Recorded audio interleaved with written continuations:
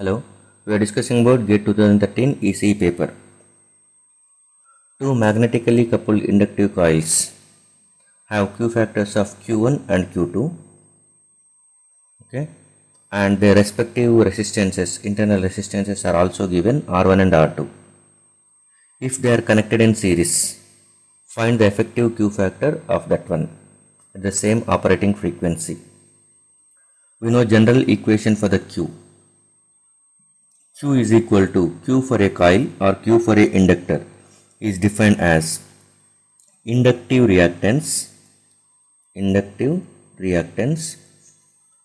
divided by internal resistance divided by resistance. This is what.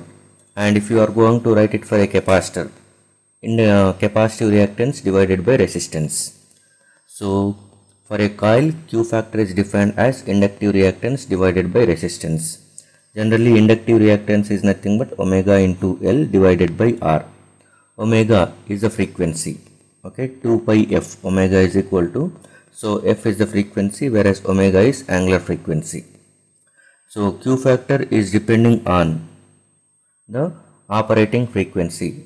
So if the operating frequency changes, Q point changes. So it has given that one at chosen operating point, two inductive coils are having Q1 and Q2, and at the same operating frequency, if you connected them in series, what will be the effective Q factor? Okay, already we have two inductors. This is first inductor and it is second inductor. First inductor is having a Q1 value and second inductor is having Q2 value. If it is L1 and L2 with internal resistance as some resistance value. So you can write it as Q1 is equal to omega L1 by R1. Q2 is equal to omega L2 by R2.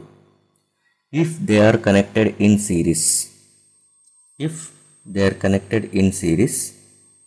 okay, then what is the effective Q factor?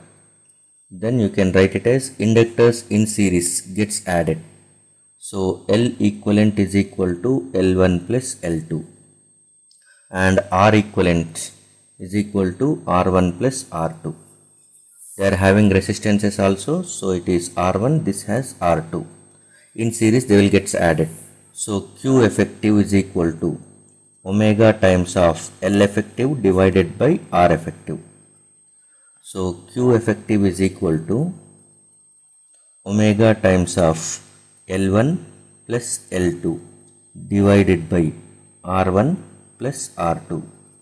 So it can be written as omega L1 plus omega L2 divided by R1 plus R2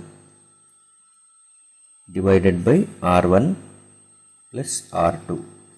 So what I am going to do is multiply this omega L1, multiply and divide with R1, okay, and omega L2 multiply and divide with R2 divided by denominator, that I am not changing.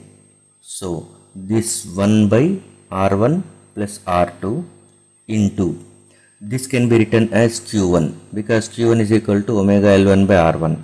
So Q1 R1 plus Q2 R2.